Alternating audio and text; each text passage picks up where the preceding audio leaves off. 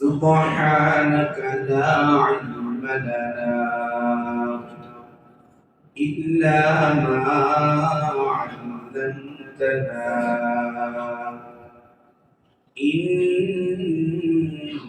أنت العليم الحكيم खाने काबा का मंजिल ऐ खुदा दखला मुझे खाने काबा का मंजिल ऐ खुदा दखला मुझे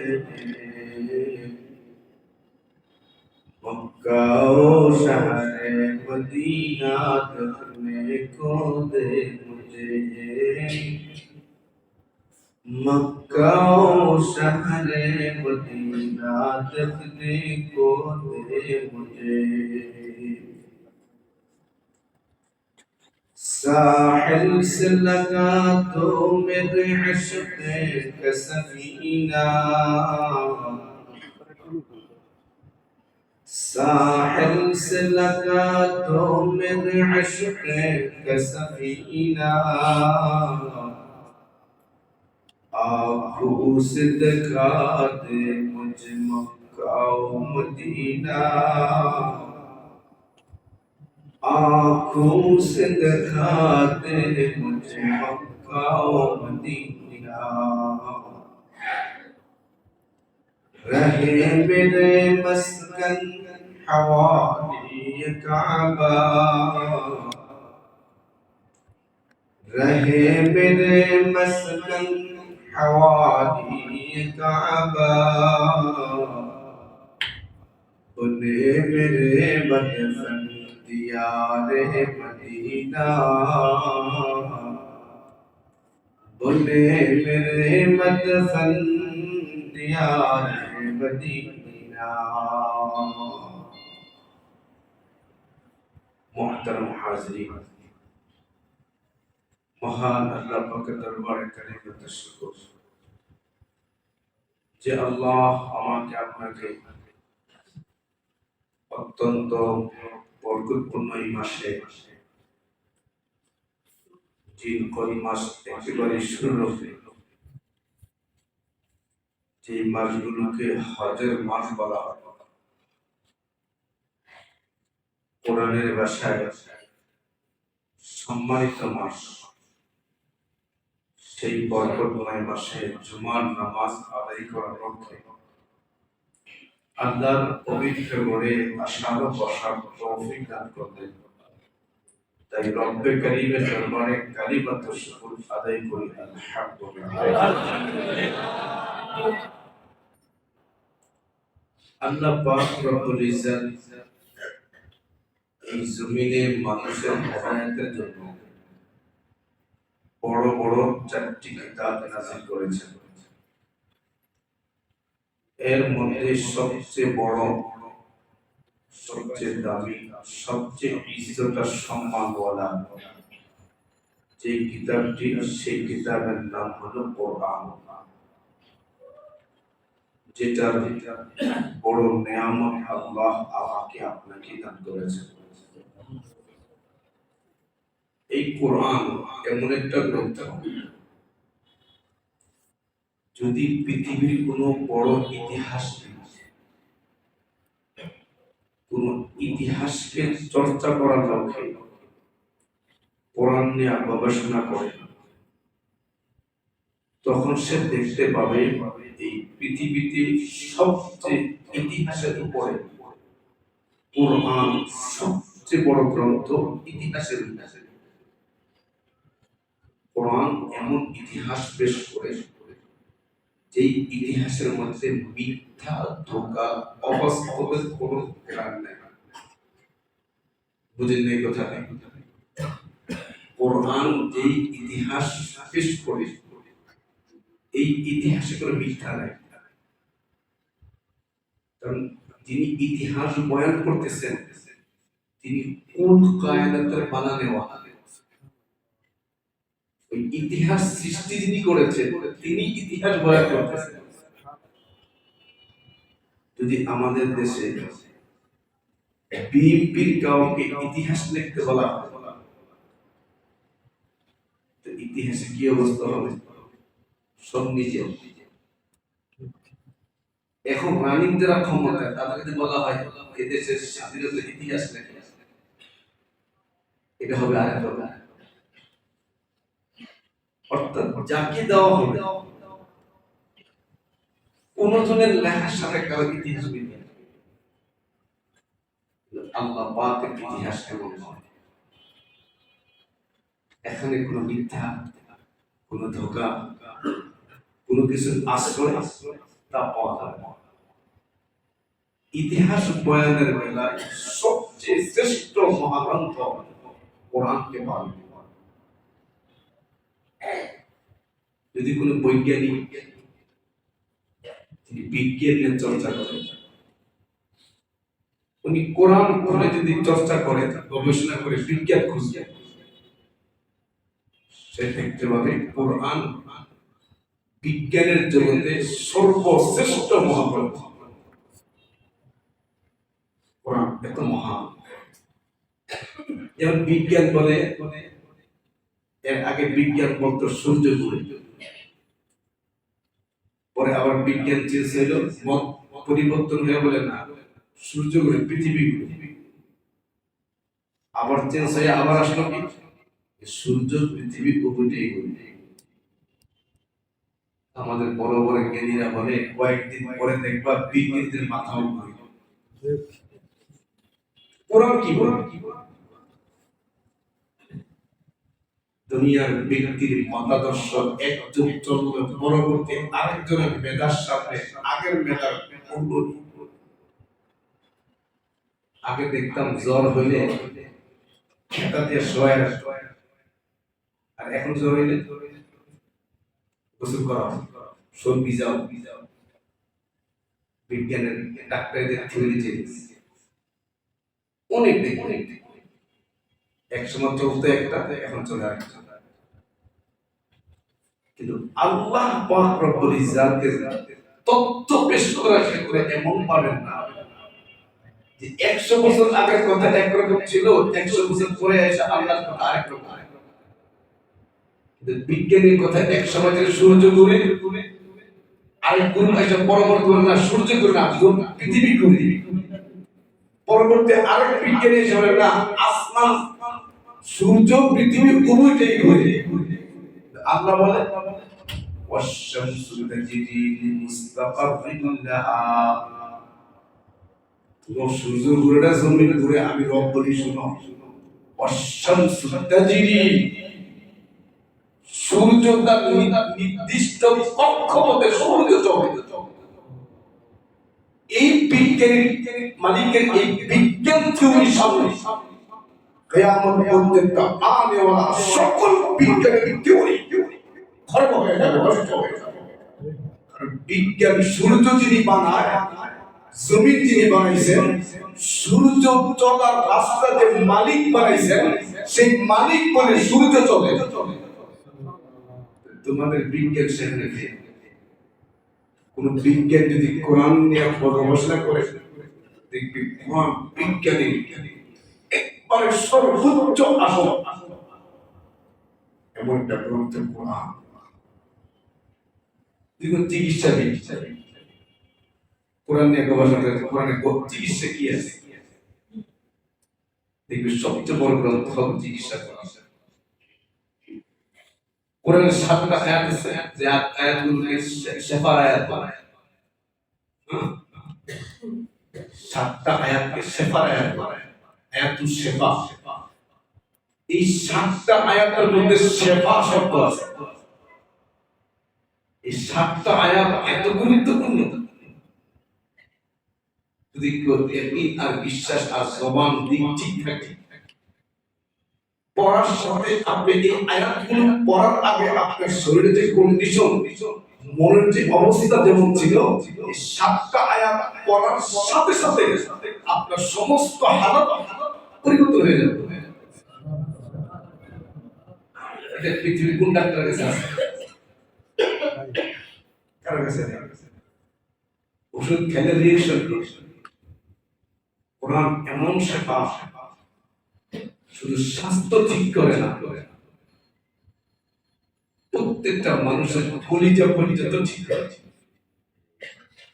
কোরআন এত বড় গ্রন্থ। কথাটি বলা মাকসাদ হলো কোরআন ইতিহাসের উপরে সবচেয়ে নির্ভরযোগ্য গ্রন্থ এবং একটা ইতিহাস উল্লেখযোগ্য। মুসলমান মিল্লাতের একটি উল্লেখযোগ্য ইতিহাস হলো এই পৃথিবীর প্রথম ধর্ম।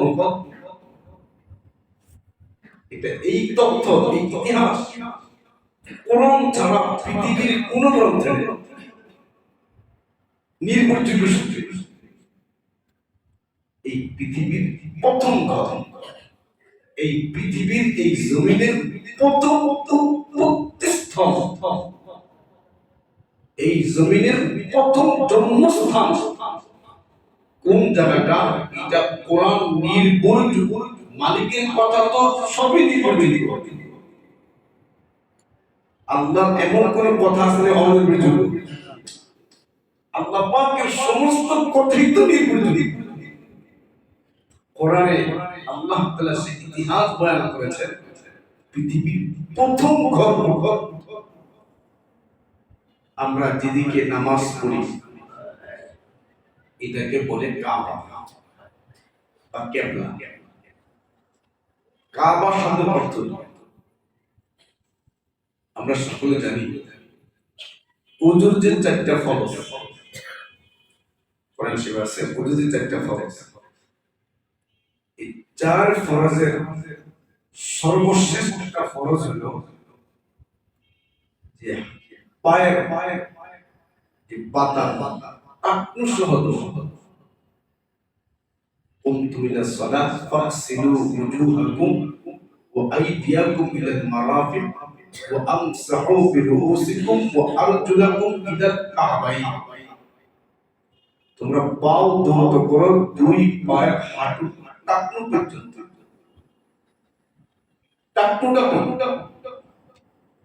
টাকনুকে আরবিতে কাবাইন বলা। আমরা যেই দিকে নামাজ পড়ি ওই ঘরটাকে কাবা বলা। কাবাকে দুই বছর গেলে কাবাইন হয়।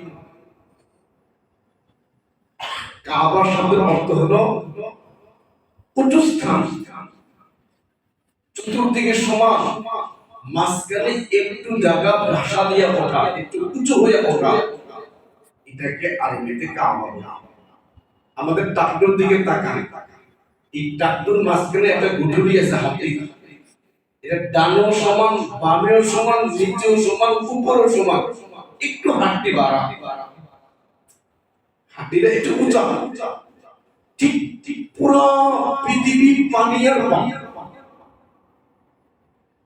আল্লামা ইবনে রাজব রাহিমাহুল্লাহ তিনি লিখেছেন আল্লাহ তাআলা যখন এই জমিন সৃষ্টি করেছেন কিভাবে,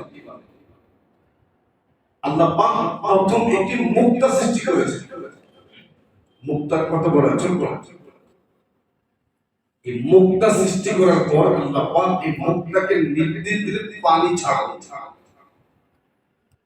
আল্লাহর নির্দেশে ছোট্ট একটা মুক্তা, একটা ছোট্ট মুক্তা টুকরা পানি ছাড়তে শুরু করেছে। পানি ছাড়তে ছাড়তে পুরো পৃথিবী তখন পানি। এখন বিজ্ঞান বলে প্রায় 220 কোটি বর্গমাইল পৃথিবী, তো পুরো দুনিয়াটাই পানি। শুধু পানি না, পানির বিশাল ঢেউ। যে মুক্তাকে আল্লাহ পানি ছাড়তে বলেন, আল্লাহ ইবনে রাজব লেখেন পানি ছাড়তে বললেন, ওই পানির ঢেউ পুরো পৃথিবী পানি আর পানি, ঢেউ আর ঢেউ। ওই পানির একটা বিশেষ জায়গায় আল্লাহ পাক রব্বুল ইজ্জত একটা বিশেষ সাজার নিবাদ নজর দিলেন। পুরো পৃথিবী পানি আর পানি, একটা জায়গায় আল্লাহ বিশেষ নজর বা তাজাল্লি দিলেন। যে জায়গাটা তাজাল্লি দিলেন, ওই তাজাল্লির আসরের কারণে পুরো পৃথিবী পানি থই থই করতেছে। যত বড় এরিয়া নিয়ে পানি হয়, তত বড় বাতাস আসতে ঢেউ হয়। আল্লাহ পাক যে জায়গায় তাজাল্লি দিলেন, এই তাজাল্লির আসরের কারণে সব ঢেউগুলো এসে এই তাজাল্লির জায়গায় বাড়ি খায়। দেখবেন পানির স্বভাব, যেখানে ঢেউ এসে বাড়ি খায়, ঢেউ বাড়ি খেতে খেতে খেতে খেতে এক সময় বুটবুটিতে হবে। এই বুটবুটি দীর্ঘদিন জমা হতে হতে হতে হতে একটা লালচে লালচে, যেরকম দইয়ের উপরে একটা আবরণ করে, লালচে একটা আবরণ করে। তো আল্লাহ পাকের তাজাল্লি, সেখানে পাহাড়ের মতো ঢেউ, ওই ঢেউ কি পরিমাণ বুটবুটি, সেখানে আবার ওই ফেনার জন্ম হতে হতে হতে হতে ওই তাজাল্লির জায়গায় বিশাল ওই ফেনার যে একটা আর্দ্রতা তৈরি হয়, এটা পাহাড় হয়ে গেল। তাফসীরি কিতাব এসেছে রব্বে কারীম কুদরতি ভাবে এই বিশাল বিস্তৃত দুনিয়া পানির মধ্যে, ওই পানির উপরে এই ফেনার যে আর্দ্রতা বা আশ বুটবুটি তৈরি হয়েছে, এগুলোকে আল্লাহ পাক বিছিয়ে দিয়েছে। সুবহানাল্লাহ। বিছিয়ে দেওয়ার পরে এই পানির উপরে জমিন সৃষ্টি। এখন কথা হলো আল্লাহ তাজাল্লি দিলেন কোন জায়গায়? ওই যে জায়গায় একটু তাজাল্লির কারণে পানি এসে বাড়ি খেয়ে উঁচু হওয়ার কারণে, ওই উঁচু হওয়ার জায়গাটাই পৃথিবীর মধ্যম স্থান, জমিন সৃষ্টির জন্মস্থান। ওই জায়গাটাই আল্লাহ তাআলা আদম দুনিয়াতে আসারও 2000 বছর আগে আল্লাহ পাক বাইতুল্লাহ নির্মাণ করেছেন। সুবহানাল্লাহ। এই বাইতুল্লাহ হলো আল্লাহ পাকের এই জমিনের প্রথম তাজাল্লির জায়গা। খোদার জাত ও সিফাতের কসম, বাইতুল্লাহ এমন একটা জায়গা, আপনি যত দোয়া করে যাবেন, যত কিছু করার নিয়ত করে যাবেন, যত কিছু করার নিয়ত করে যাবেন, যত আবেগ নিয়ে যাবেন, বাইতুল্লাহ মালিকের তাজাল্লি হওয়ার কারণে বাইতুল্লাহ সামনে গিয়ে আল্লাহর বান্দারা হিতাহিত জ্ঞান হারিয়ে ফেলে। মানুষ যখন বেশি আবেগ হয়, হিতাহিত জ্ঞান থাকে না। মানুষ যখন কোন ব্যক্তির প্রতি আসক্ত হয়, ওই আসক্তের পরিমাণ যত গভীর হয়, ওই আসক্ত ব্যক্তির সামনে আসলে হিতাহিত জ্ঞান কাজ করে না। কি থেকে কি বলে ফেলে। এই জন্য বাইতুল্লাহ এমন এক জায়গা, সেখানে যাওয়ার পর বহু মানুষ জ্ঞান হারিয়ে ফেলে। ডানকে বাম মনে করে, বামকে ডান মনে করে, মুখ দিয়ে বলবে একটা, মুখ দিয়ে বাড়ে আর একটা। তাজাল্লির জায়গা তো হিতাহিত জ্ঞান ঠিক নেই, কারণ সেখানে ডাইরেক্ট আল্লাহ পাকের 120টা রহমত নাযিল হয়। সুবহানাল্লাহ। এজন্য কিতাবে আছে, এক মহিলা সমুদ্র সিরিয়া বা শাম থেকে সফর করে বাইতুল্লাহ সফর করতে আসছে, হজ করতে আসছে। যখন বাইতুল্লাহ সামনে গিয়ে দাঁড়াইছে, দাঁড়ায় বলে পুরো লাভবাইক টাভবাইক নেই। বা আমরা তো নিয়ম হলো বাইতুল্লাহর প্রথম নজর পড়লে আল্লাহু আকবার 3 বার বলে দাঁড়ায় যাওয়া। দাঁড়ায় সেখানে রাস্তা খেয়াল করে দাঁড়ায় প্রাণ খুলে দোয়া করো। ওই মুহূর্তে যে দোয়াগুলো মুখ দিয়ে বের হবে, সবগুলো দোয়া কবুল হবে। সুবহানাল্লাহ। যেন হজে বা উমরায় দেখবেন জায়গা জায়গা কুটু কুটু কাফেলা দোয়া করতেছে বাইতুল্লাহর প্রথম নজরে। ওই মহিলা বাইতুল্লাহর সামনে দাঁড়িয়ে প্রথম দোয়া করবেন, কি করবেন? উনি দাঁড়ায় আমার ভাষায় বলে, আল্লাহ আমি আয়েশা বলছি। কি বলতেছে? আল্লাহ আমি আয়েশা বলছি। এই কথাই সাধারণ কথা না, এগুলো কি কৌশলওয়ালা কথা? উনি দাঁড়ায় বলে, আল্লাহ আমি আয়েশা বলছি। এই কথা বলে জমিনে করে গেছে, শেষ। দেখে ঠান্ডা। এটা এমন একটা জায়গা, বাইতুল্লাহ বড় গরম একটা। মদিনা যাবেন, আবহাওয়া ঠান্ডা, পরিবেশটাও ঠান্ডা, সবকিছু ঠান্ডা। এই বাইতুল্লাহর জন্য, এই জন্য সারা দুনিয়ার প্রত্যেকটা মুমিন মুসলমানের নরনারী দিলের মনি কোঠায় একটা টান, যদি বাইতুল্লাহ যেতে পারত, সেই পৃথিবীর প্রথম জন্মস্থান চিহ্নিত করেছেন বাইতুল্লাহর মাধ্যমে। আমরা ওই দিকে প্রতিনিয়ত 5 বার মুতাওয়াজ্জিহাতিনা জিহাতি কাবাতিশ শরীফ আল্লাহ, এটা আমার জন্য রাস্তা। 5 বার ওই দিকে মুখ করে নামাজ পড়ি, কিবলা ঠিক হবে না, নামাজই হবে। কত গুরুত্বপূর্ণ এই ইতিহাস। পৃথিবীর কোন কিতাবে পাবে না কোরআন ছাড়া। আল্লাহ বলেন এটা পৃথিবীর প্রথম কথা। বলেন দেখে মনে থাকবে এই বাইতুল্লাহ আল্লাহ প্রথম বানাইছেন কত হাজার বছর আগে? ভুলে গেছেন? এই পৃথিবীতে মানুষ পাঠাইবার 2000 বছর হবে। বলে কত বছর? পৃথিবীর মানুষ নাই। এই বাইতুল্লাহ 2000 বছর আগে বানাবার কারণে বিভিন্ন হালাতে ওয়াল আশপাশ ভেঙে গেছে, নিশ্চিহ্ন হয়ে গেছে। আদম আলাইহিস সালাতু ওয়াসসালাম যখন জান্নাত থেকে বের হয়ে আসলেন, হাওয়া আলাইহিস সালাতু ওয়াসসালাম আমাদের আম্মা জান দুইজনকে দুই এলাকায় আল্লাহ পাক ফলাইছেন। এটা কিতাব আছে, পড়বেন, চেপে রাখা ইতিহাস। সেই ইতিহাসের কিতাবের প্রথম দিকে পাবেন যে আদম আলাইহিস সালাতু ওয়াসসালামের দুনিয়াতে আসার কি তথ্য ছিল। আম্মা জান আর আব্বা জান দুই এলাকায় পড়বেন। দুই এলাকায় পড়ার পরেও 360 বছর, কত বছর? 360 বছর। 1 ঘন্টা লাগে যাইতে? না, 1 বছর। না, কথাটা বুঝে না। 360 বছর কারো সাথে কারো দেখা নেই। প্রত্যেকে নিজ নিজ জায়গায় তওবা ইস্তিগফার। উভয়জনকে খুঁজতেছেন। খুঁজতে খুঁজতে যেই এলাকায় গিয়ে উভয়জনের মোলাকাত, সেই জায়গার নাম হলো আরাফা। আরাফা শব্দের অর্থ পরিচয়। সেখানে আব্বা জান আম্মা জান 360 বছর পরে প্রথম মোলাকাত হয়।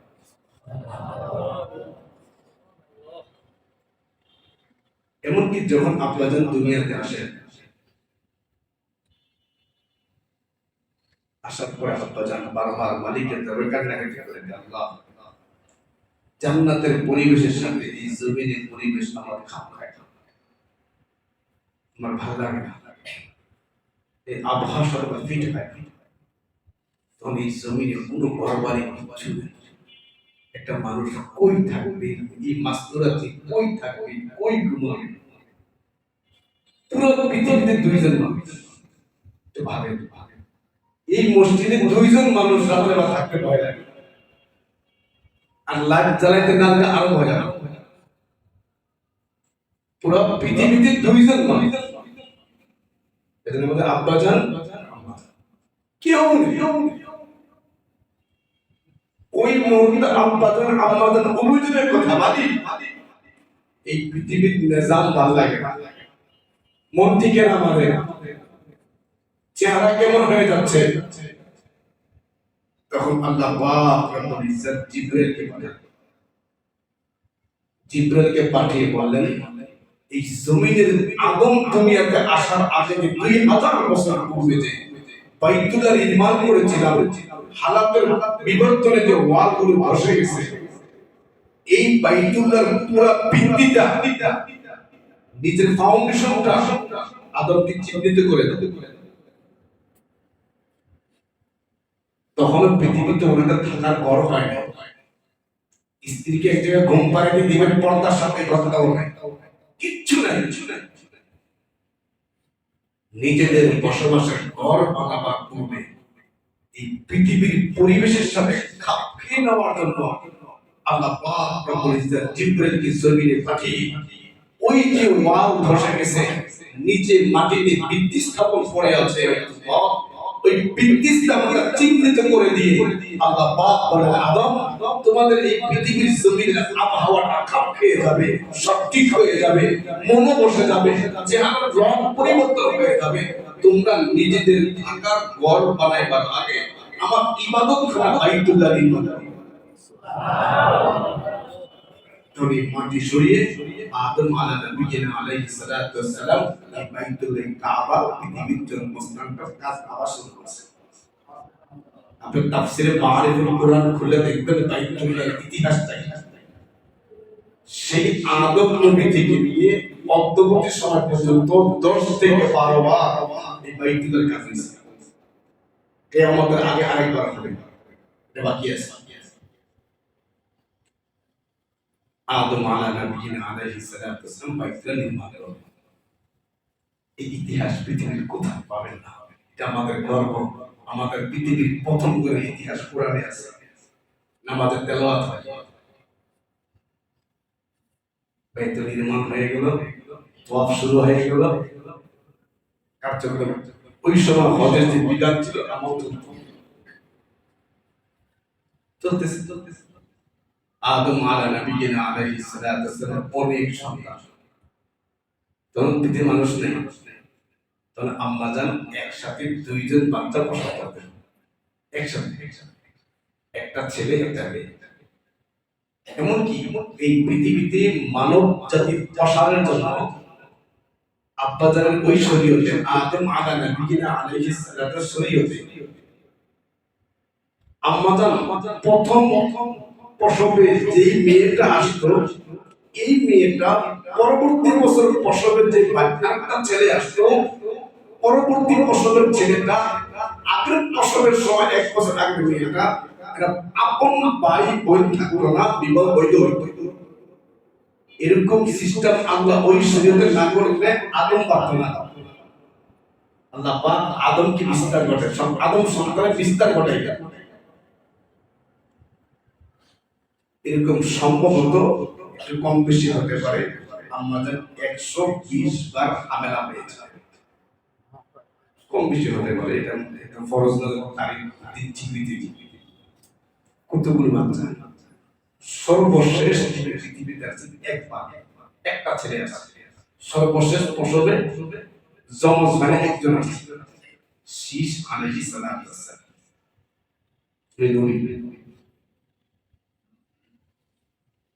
আদম আলাইহিস লম্বা সময় পার হয়ে গেল, বাইতুল্লাহ চলছে, শেষ উনি পয়গম্বর হলেন। এরপরে আরো যুগ বাড়তেছে, বাড়তে বাড়তে এই শেষ পয়গম্বরের বংশ পরম্পরায় পৃথিবীতে আরেকজন নবী আসলেন, যার নাম নূহ আলাইহিস সালাতু ওয়াস সালাম। যিনি জমিনের প্রথম রাসূল। আদম আলাইহিস সালাম নবী। এই নবীদের মধ্যে আরেকটা পাওয়ার আছে, রাসূল। আমাদের নবীও রাসূল। এই পৃথিবীতে কিছু আছে নবী রাসূল না, আবার কিছু আছে রাসূল সাথে নবী। এটা স্তর। প্রথম নবী হলেন, নবী ছিলেন, রাসূলের কার্যক্রম শুরু হয়েছে নূহ পয়গম্বর দ্বারা। বুখারীতে আছে, কোরআনে আয়াত আছে বিষয়ে নূহ পয়গম্বরের জামানা। আমরা জানি এই ইতিহাস। লম্বা সময় হায়াত পাইছিলেন, লম্বা সময় হায়াতের মধ্যে উনি দাওয়াতুল তাবলীগের কাজ করেছেন 9.5 বছর। আমার আপনার 14 গোষ্ঠীর বয়স একসাথে 9.5 বছর হবে না। কত বছর? 9.5 বছর। বলেন 9.5 বছর। ভাবেন কত লম্বা সময়। আমি আপনি জোহরের সময় দাওয়াত দিয়েছেন, ভাই নামাজে আইছেন, আসরের সময় দাওয়াত দিতে গেলে কি বলুন, তাও দিছি না, এত তো লাগে। আমরা একবার দাওয়াত দিয়ে একদিন দিয়ে ক্লান্ত হয়ে যায়, কত তো লাগে। মানে নূহ পয়গম্বর দাওয়াত দিতে কত বছর? 9.5 বছর। অল্প কয়েকদিন না, উনি যখন দাওয়াত দিতেন, ওনার জামানা উম্মতরা কি করতো, কি আচরণ করতো কোরআনে আছে, বলতে ভয় লাগে। কেমন জাতি?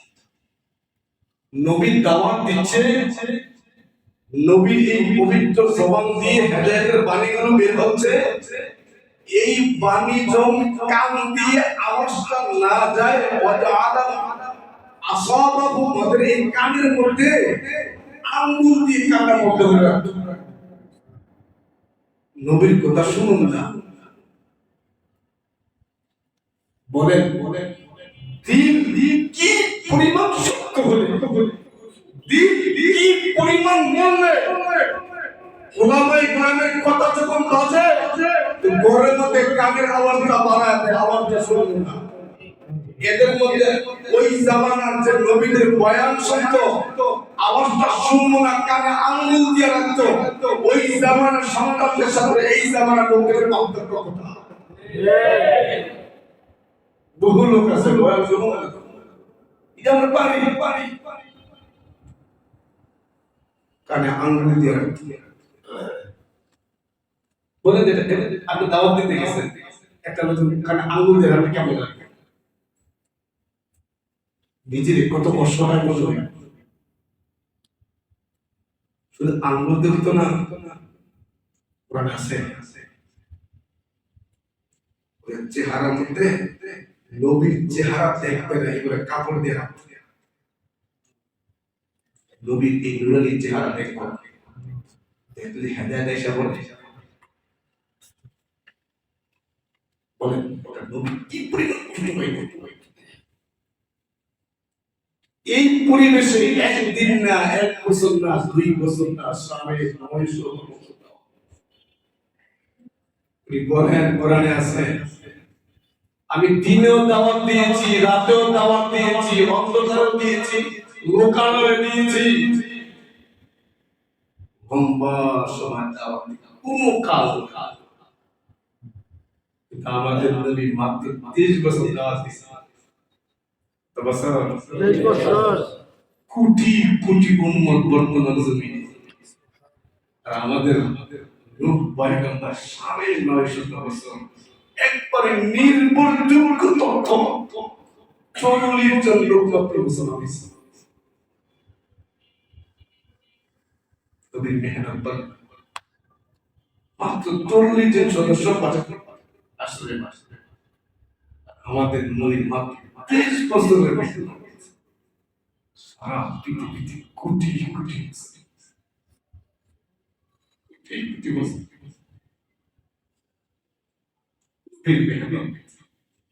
এজন্য আনাস রাদিয়াল্লাহু তাআলা নবীর খাদেম, 10 বছরের খাদেম।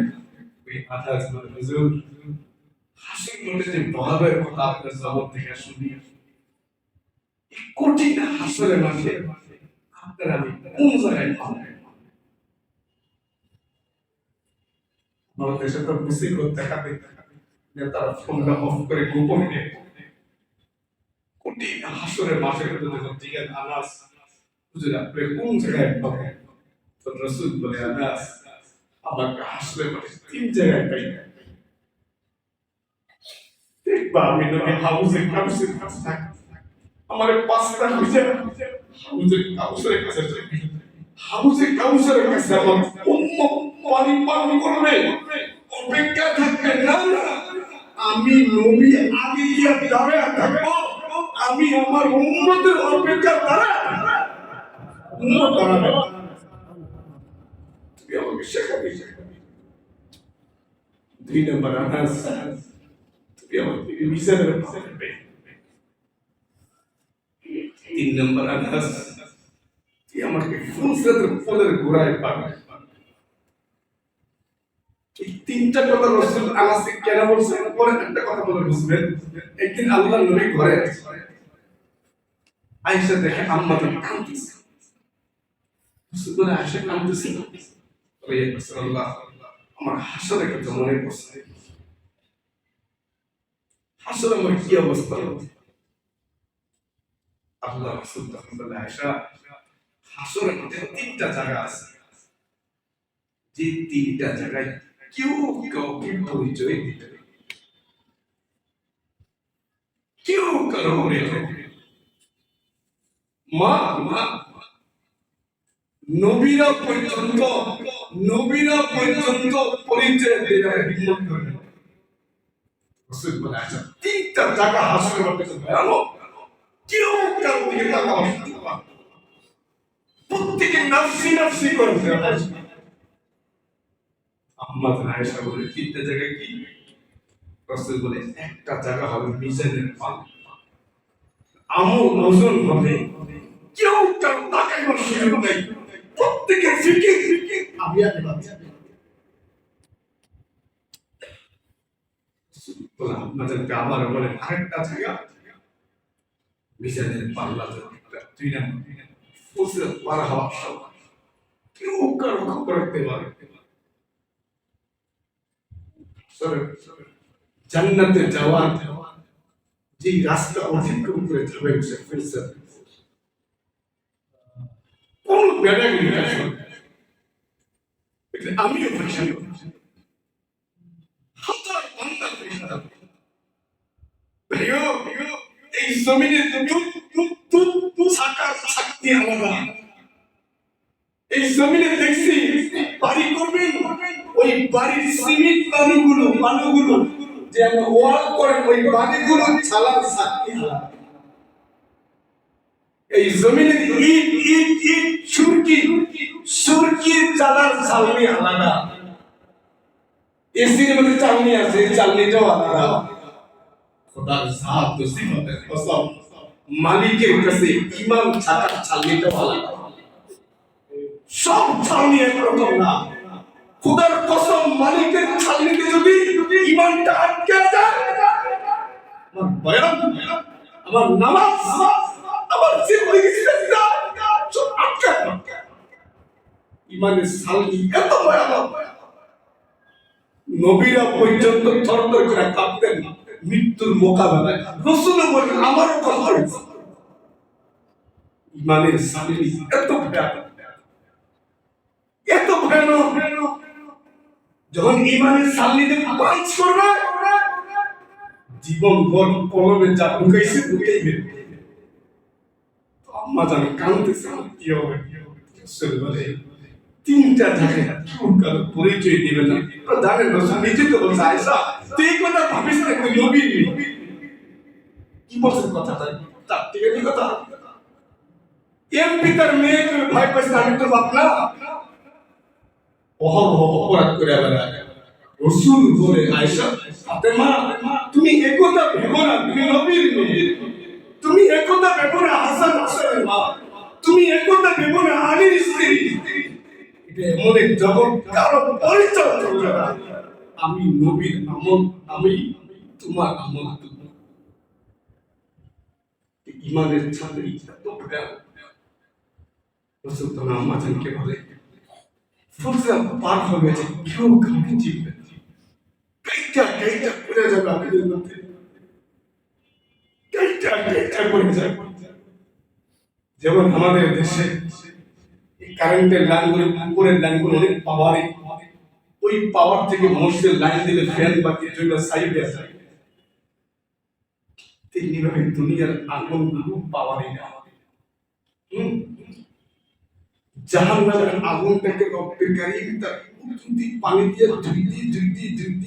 ধুইতে দুনিয়াতে ঢুকেছে তাই ভাত হয় তাই পিঠা হয় খাবার দাবার হয় জাহান্নামের আগুনে কিচ্ছু হবে না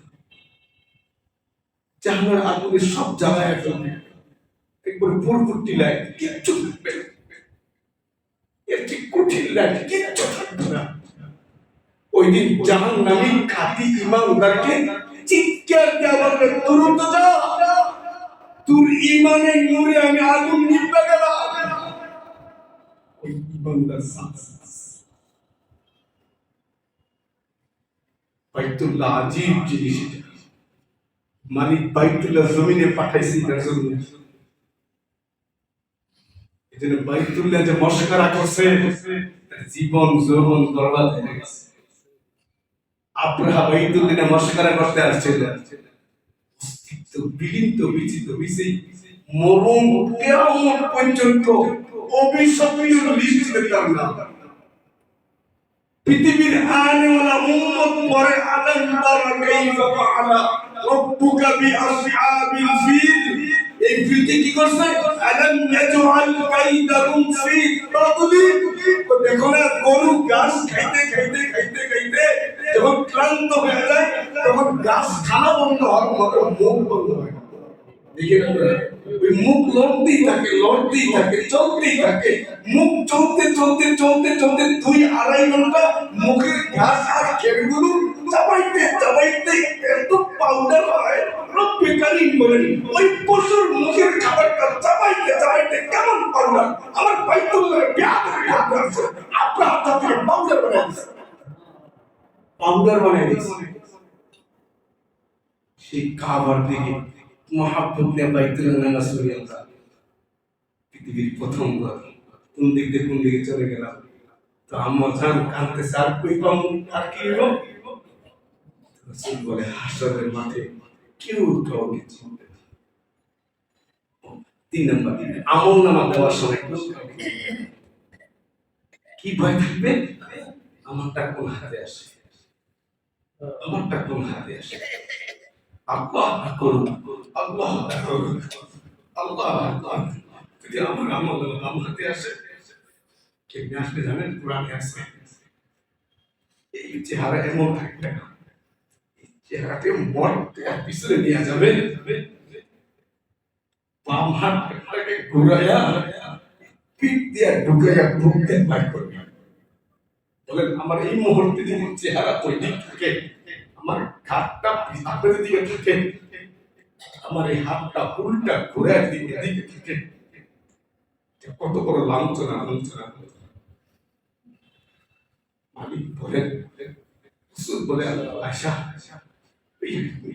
আমল নামাটা যা বন্টন হবে, কেউ কাউকে চিনবে না। এই জন্য ভাই, এই বাইতুল্লাহ পৃথিবীর প্রথম বলতেছে নূহ পয়গম্বর 9.5 বছর দাওয়াত দিয়েছে। 9.5 বছর দাওয়াত দেওয়ার পরে তখন কেউ ঈমান আনে। তখন নূহ পয়গম্বর মালিকের দ্বারা দোয়া করতেছে, ওয়ালা নূহ রব্বি লা তাযার আলাল আরদি মিনাল কাফিরিনা দাইয়ারা। রব্বি লা তাযার আলাল আরদি মিনাল কাফিরিনা দাইয়ারা। দিয়ার থেকে দাইয়ার, উলামা ইকরাম বলেন অবস্থা রাখে অন্তর মাফহুম। উনি দোয়া করতেছেন, মালিক এদেরকে দিনের বেলা, রাতের বেলা, প্রকাশ্যে, গোপনে, লোকালয়ে, মাঠে, হাটে, ঘাটে, বাজারে সর্বক্ষণ তোমার দিকে ডাকছি, কেউই আমার কথাগুলো শোনে না। এরা তো তোমার কথা না মাইনা জাহান্নামে গেল। কিন্তু এদের বুদ্ধির অভাবে, এদের যদি সন্তান পরবর্তী আসবে, ওরাও তো তারা পেলে ওই দিকেই যাইব। তো বাপ জাহান্নামে গেছে, জান আল্লাহ এদের পরবর্তী প্রজন্ম জমিনে আইসা পরীক্ষার সম্মুখীন না হোক, ওরা আগ থেকে পার পাওয়া যাক। তাই রব্বি লা তাযার আলাল আরদি মিনাল কাফিরিনা দাইয়ারা। আল্লাহ এই কাফেরদের একটা করবানি ছাইরেন না, ওদেরকে ধ্বংস করে দেন। রব্বে কারীম বলে দোয়া কবুল, দোয়া কবুল হয়ে গেছে। মনে রাখবেন, এই জমিনে প্রত্যেকটা নবীর একটা দোয়া কবুলের বিশেষ অবস্থান আছে। আমাদের নবীও একটা বিশেষ জমিনে উম্মতের দোয়া কবুল হবে অফার ছিল। রাসূল বলে, আমি অফারটা জমিনে কাজে লাগাই দিলাম। কোন মায়া নবী বলে, হ্যাঁ এরকম অফার কোন নেতা পাইলে সব থেকে ওই জায়গায় যেতে না। আমি বাঁচি। রাসূল বলে, আমিও এরকম দোয়ার একটা অফার পাইছিলাম, এই দোয়াটা আমি কাজে লাগাইলে জমিনে, এটা আমার গাঁটির মধ্যে রাইখা দিয়েছি, কঠিন হাসরে মাঠে আমার উম্মতের কাজে লাগাবো। এই ছিল আমার একটা কাজে লাগাবো। আল্লাহ পাক দোয়া কবুল করলেন, আর বললেন, পয়গম্বর দোয়া তো কবুল, আযাব তো আসবে, চিহ্ন। কি চিহ্ন? যেই দিন দেখবেন আপনার চুলায় পানি উঠতেছে, বুঝবেন গজব চলে আইছে। কিন্তু আমি এর আগে একটা নৌকা বানান, নৌকা পয়গম্বরে বিশাল নৌকা বানাইল। এই নৌকা বানান দেখে জাতি হাসে, পুরা এলাকায় পানি নেই, নদী নেই, নদী কত দূরে, এই মরুভূমিতে নৌকা দিয়ে করবো কিন্তু মাথা নষ্ট হয়ে গেছে। এটা মানে এই যে চেহারা দিলে চাই কাপড়ে দেখা নেই, নৌকা বানাইলেন। আল্লাহ পাক নির্দেশ দিলেন জোরে জোরে ওঠা। কয়েকদিন পরে দেখে চুলায় পানি, নূহ পয়গম্বর এলান করলেন, আমার সাথীরা সবাই নৌকায় ওঠো, মালিকের গজব চলে আসছে। কি গজব! 40 দিন জমিন ফাইটা কল কল কল কল করে পানি ওঠে। কথাটা বলা ঠিক না, বুঝাবার জন্য বলতে মনে হয় আসমান ফাইটা পানি ওঠে। 40 দিন নিচে দিয়েও পানি ওঠে, উপর দিয়েও পানি পড়ে, পুরো পৃথিবী বন্যা, পুরো পৃথিবী। ওই বন্যায় 40 দিনের বন্যায় পৃথিবীতে একটা ঘর, একটা বাড়ি, ওই নৌকায় যে মানুষগুলো উঠছে তাদের ছাড়া পুরো পৃথিবী আবার শেষ, কেউ নেই। কোন বাড়ি, এমনকি যেই বাইতুল্লাহ আদম আলাইহিস সালাম বানাইছিলেন, 40 দিন বন্যার পানি ঢেউকে ওইসব নিশ্চিত কোন মানুষ পৃথিবীতে নেই।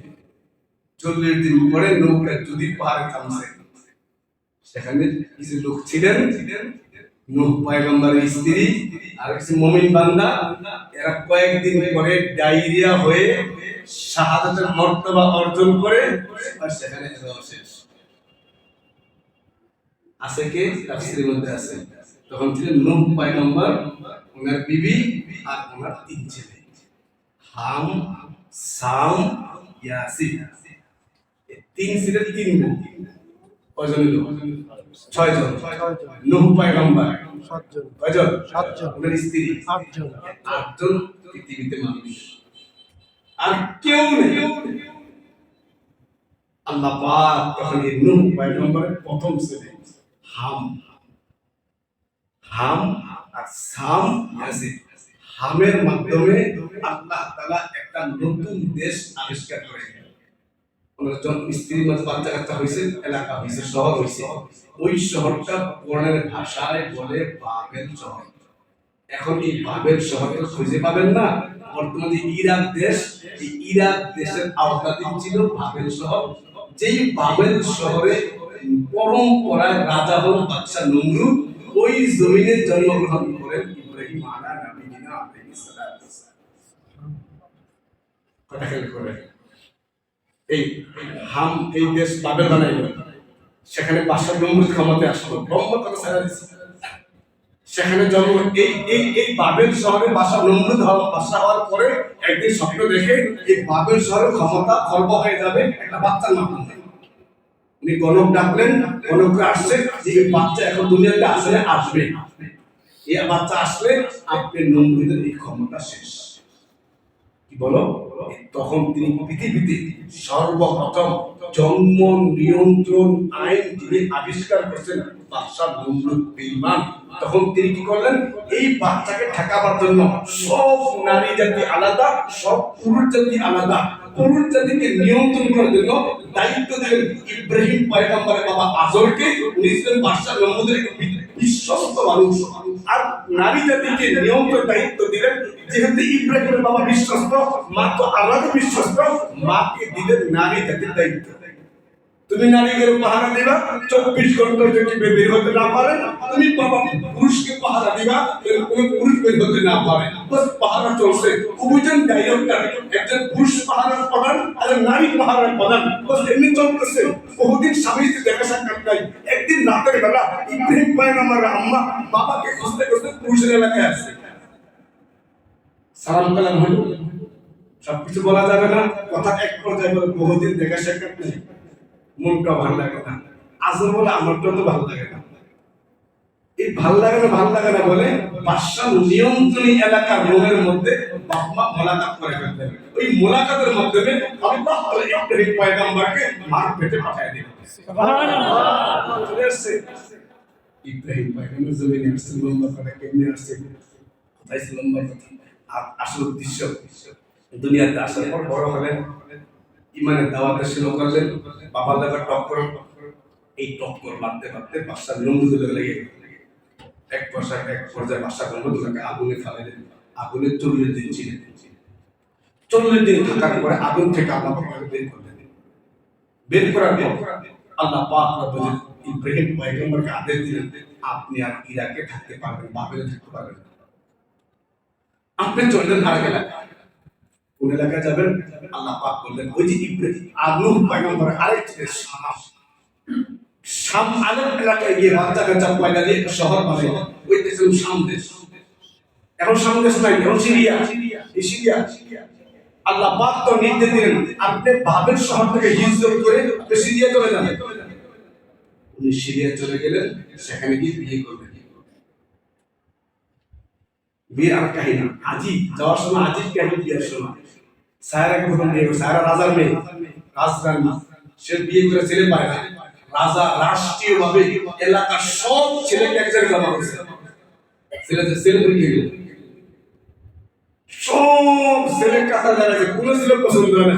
ইব্রাহিম পয়গম্বর সিরিয়া যাওয়ার সময় থেকে অনেক মানুষ জমা মিছিলে বলে কি দেখাবে ও তারা কামড় না।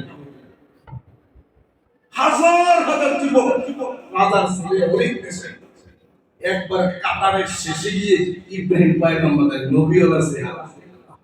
সায়রা সব যুবকদের কাতার টপকে টপকে আস্তে আস্তে আস্তে সব শেষের কাতারে যায় ইব্রাহিম পয়গম্বর পছন্দ হয়েছে।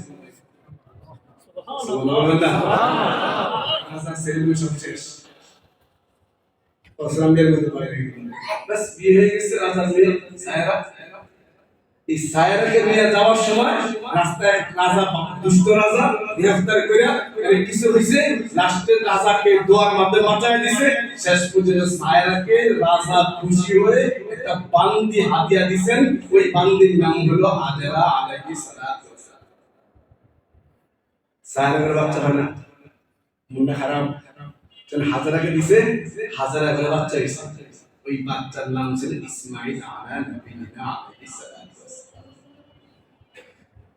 তখন সিরিয়া এই বাচ্চা প্রসবের পরে আল্লাহ পাক বলেছেন ইব্রাহিম পয়গম্বরকে আদেশ দিলেন, আপনি এই সন্তান আর বিবি নিয়ে সিরিয়া থাকতে পারবেন না। কই যাবেন? আপনি চলে যান বাইতুল্লাহ। বলেন দেখি মনে ধরে বাইতুল্লাহ কি অবস্থা? অবস্থা নাই, বাইতুল্লাহ অস্তিত্ব নাই। মাটি, জঙ্গল, পানি, পানি নাই, গাছ, জঙ্গল। আল্লাহ পাক এই সিরিয়া থেকে পায়ে হেঁটে জিন্নক লম্বা হাজার মাইল পথ অতিক্রম করে বিবি হাজেরাকে আর শিশু ইসমাইলকে এই জঙ্গল বাইতুল্লাহ মাটির চাপা এই জঙ্গলে বনবাস দিয়ে গেলেন। যখন রেখে যাচ্ছেন কোনো কথাবার্তা নাই, ইব্রাহিম পয়গম্বর চলে যাচ্ছেন, হাজেরা আলাইহিস সালাতু ওয়াস সালাম তখন কোরআন শরীফের তাফসীর আয়াতও আছে, উনি এই হাত স্বামীর হাত এই জামাত আস্তি চাপ দিয়ে দেন, বলে স্বামীরও আপনি যে রেখে দিয়েছেন আপনার ইচ্ছায় না মানাকে ইচ্ছা। এখানে মানুষ দেখি না, এখানে পানি দেখি না, এখানে খাবার দাবার নাই, জঙ্গলে সব কিছু থাকবার পারে। এই বাচ্চাকে থাকবো কিভাবে, খাবো কিভাবে? আপনি কার ইচ্ছা রেখে যাচ্ছেন? কসম নবী তখন কিচ্ছু বললেন না, ইশারা বলেন, আসল তাকায় বলেন উম্মতের ইচ্ছা। আম্মা জান বলেন যদি ওনার ইচ্ছায় হয় এখানে মানুষ থাকা লাগবে না, খাবার লাগবে না, পানি লাগবে না, যিনি আদেশ দিয়েছেন তিনি ব্যবস্থা করবেন। কেমন দিন দেখবি? আর আমার নবী 3 দিন যেতে গেলে রাস্তায় খারাপ দাঁড়ান ওইজন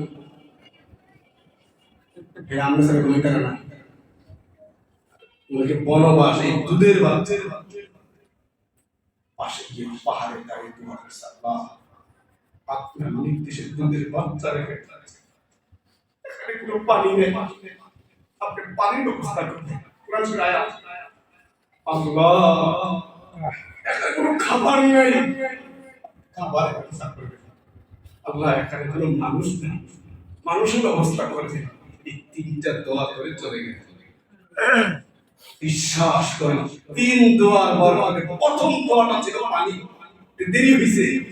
দ্বিতীয়টা ছিল ফলমূল খাবার। আল্লাহ পাক কুদরতিভাবে তায়েফের শহরে এমন একটা ফলমূলের বাজারের ব্যবস্থা করলেন, এখনো পৃথিবীর বর্তমান ইতিহাসে যেই খাবার পাওয়া যায় না, যেই ফল পাওয়া যায় না, ওই দুয়ার বরকতে মক্কা তায়েফ শহর, মক্কা শহরে এখনো পর্যন্ত পৃথিবীর একবারে দুর্লভ ফল খাবার আলাদা পাওয়া যায়। আরেক তাফসীর আছে, অন্য দেশ থেকে বিশাল ফলের বাগান রব্বে কারীম ফেরেশতার মাধ্যমে উঠায়া তায়েফে নিয়ে আসছে। ফলমূলের অবস্থা হইছে। মানুষটা পরে আসছি, কথা শেষ করে দিচ্ছি। এই ইসমাইল আলাইহিস সালাম পানির যার সাথে শেষ, এখন তো পানি নাই, পুরো আরব চাটিয়াল ময়দান জঙ্গল আর জঙ্গল। হাজার আলাইহিস সালাম পানির তালাশে, কোথায় পানি নেই। পাশে বাইতুল্লাহর পাশে সাফা পাহাড়। উনি ভাবলেন পাহাড়ের দাঁড়ায় দূরে কোথায় যদি পশু পাখি দেখি, বুঝবো সেখানে পানি আছে। উনি তখন এই হাজার আলাইহিস সালাম পানির তালাশে দৌড়ে বাইতুল্লাহ থেকে সাফা পাহাড়ে গেলেন। যা উঠলেন, ওইদিকে তাকালে মারওয়া পাহাড়, তো দূরে অধিক রৌদ্র, তো রৌদ্রের কারণে মরিচিকে এরকম ওঠানামা করে, মনে হয় সেখানে পানি আছে। উনি কোথায় পানি দেখলেন না, সামনে মরিচিকে মধ্যে দেখা যায়। উনি এই সাফা পাহাড় থেকে নেমে দৌড়ে মাঝখানে গিয়ে ওই পাহাড়ে উঠলেন, না পানি নাই। এরকম 7 বার দৌড়েছেন। 2 পাহাড়ের মাঝখানে একটা গর্ত ছিল, নিচু ছিল। ওই নিচু জায়গায় আসলে ইসমাইলকে দেখা যায় না। ওই জায়গায় নিচু জায়গাটা দ্রুত যাওয়ার লাগে আমাদের দৌড় দিতে। আজও হাজিরা ওই জায়গাটা গেলে দৌড় দেয়, এখন দৌড় দেয়। 7 চক্কর দেওয়ার পানি তো নাই। সাফা মারওয়া পাহাড়ে আসার পর তাকে দেখছে ইসমাইল কি করে। এখন দেখে ইসমাইল ওই বাইতুল্লাহ চত্বরে বসা, তো সেখানে পানির মধ্যে হাত পা নাড়াচাড়া করে। দৌড়ে আসছে, আয়েশা দেখে শুকনো জমিন থেকে কলকল পানি বের হয়। পানি বের হয়, আমি কি করবেন? আরবি বলে থাম থাম থাম জাম থাম। তিনি বালি দিয়ে ঘেরাও দিছে, পানি থাম। তাফসীর কিতাবে যদি ওই আম্মাজান পানি বান না দিতেন, এই পানি বের হতে হতে নূহ পয়গম্বরের মতো আবার লাভ হতো। এই জমজম কূপ হওয়াতে পানি পশু পাখি উপরে উড়ে এক কাফেলা ইয়ামান থেকে, ইয়ামানে বন্যা হয়, ইয়ামানে এক রাজকীয় কাফেলা এই জঙ্গলের ভিতর দিয়ে যায়। দেখে একটা মহিলা বাচ্চা হয়ে গেছে, এই তুমি কি করো? আমি থাকি, এর সাথে পানিও আছে। ইয়ামানে কাফেলা বলে রাজাকে, আমরা যাবো না, সুন্দর এলাকা, কি সুন্দর, এর পানিও আছে, আমরা থাকবো। থাকো, এই জঙ্গল কেটে মানুষ থাকার ব্যবস্থা হয়েছে, ফল হয়েছে, পানি সব হয়েছে। এরপর আল্লাহ পাক নির্দেশ দিলেন, ইব্রাহিম এখন তোমার পাঠানোর উদ্দেশ্য আছে। কি উদ্দেশ্য? তোমার ছেলে আর বউ যেখানে বসে আছে এর নিচে বাইতুল্লাহ ছবি, মাটি খোঁড়েন, বাইতুল্লাহ বানান। ইব্রাহিম পয়গম্বর ইসমাইল 7-8 বছর হয়েছে, উনাকে সাথে নিয়ে বাইতুল্লাহ বানাইলেন। বাইতুল্লাহ বানাবার পরে আল্লাহ পাক এলান করতে বলে, এলান দেন বাইতুল্লাহ হয়ে গেছে। হজ করতে আসছে, পায়ে হেঁটে, ঘোড়ায় চড়ে, যেমনি হোক আসতে বলেন। ইব্রাহিম পয়গম্বর দাওয়াত দিয়ে দিল বাইতুল্লাহ বানাবার পরে, ও দুনিয়াবাসী, বাইতুল্লাহ কাজ হয়ে গেছে, বাইতুল্লাহ আসো। ইব্রাহিম পয়গম্বর, আল্লাহ এই দাওয়াত তুমি কে শুনবে? দাওয়াত তোমার কাম, তুমি দাও। তাফসীর কিতাব আছে, এই দাওয়াত আল্লাহ তাআলা পৃথিবীর প্রত্যেক মানুষের কানে কানে পৌঁছাইছেন, রূহের জগতে পৌঁছাইছেন। এই দাওয়াত যে শুনছে, শোনার পর যে যতবার বলছে লাব্বাই, আল্লাহ পাক ততবার বাস্তবে বাইতুল্লাহ নিয়ে তাকে লাব্বাই বলে। এই হলো বাইতুল্লাহ সংক্ষিপ্ত ইতিহাস। এই জন্য আমরা সেখানে নামাজ পড়ি, এই জন্য এত টান, এত মহাব্বত। আল্লাহ আমাদের সাথে হাজিরা চলে বাইতুল্লাহ চলে যাচ্ছে। এখন যারা হজে নিবন্ধন হয়নি, সামর্থ্য আছে, নিবন্ধন করে ফেলেন। আল্লাহ পাক আমাদের বাইতুল্লাহ বারবার তৌফিক দান করুন। বাইতুল ইশক প্রেম আমাদের সিনে আল্লাহ পাক ভরপুর দান করুন। আমিন।